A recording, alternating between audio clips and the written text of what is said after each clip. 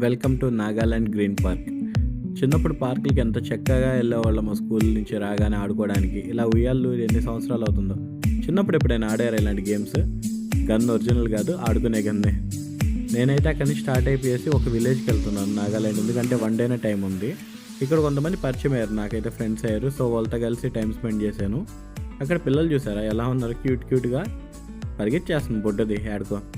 So వాళ్ళతో కలిసి అయితే ఒక ట్రెక్కింగ్ పాయింట్కి అయితే వెళ్తున్నాను. ఇక్కడ మంచి ట్రెక్కింగ్ పాయింట్ ఉంది, హిడెన్ ప్లేస్ అని చెప్పారు. సో అక్కడికి రీచ్ అవ్వగానే వావ్ అనిపించింది నాకైతే. అలా నడుస్తూ ఉంటే అసలు అలసటే తెలియలేదు నాకైతే. చెట్లు చూసారా, ఒక చిన్న చెట్టు కూడా ఎంత బ్యూటీని క్రియేట్ చేయగలుగుతుందని చూసినాకే అర్థమైంది. వాళ్ళైతే నాకు చిన్న పిక్నిక్ అరేంజ్ చేశారు. Thank you so much guys, it means a lot for me. So weather అయితే అదిరిపోయింది అసలుకి. పొల్యూషన్ లేకుండా, ఒక ట్రాఫిక్ సౌండ్స్కి దూరంగా, సిటీకి దూరంగా ఇలాంటి క్లైమేట్లో స్పెండ్ చేయడం అంటే అది చాలా హ్యాపీ మూమెంట్. రిటర్న్ రాగానే వాళ్ళ ఇంటి దగ్గర తీసుకెళ్లారు.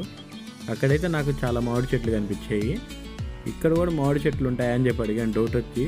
సో నేను ఇస్తాను, మీరు తీసుకెళ్ళండి అని చెప్పారు. పాపం నా కోసం అయితే మామిడి పళ్ళు కొట్టారు, ఫైనల్గా తీసుకున్నారు.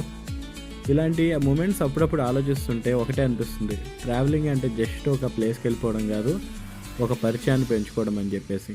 చాలా హ్యాపీగా అనిపించింది నాకైతే. Thank you guys for everything.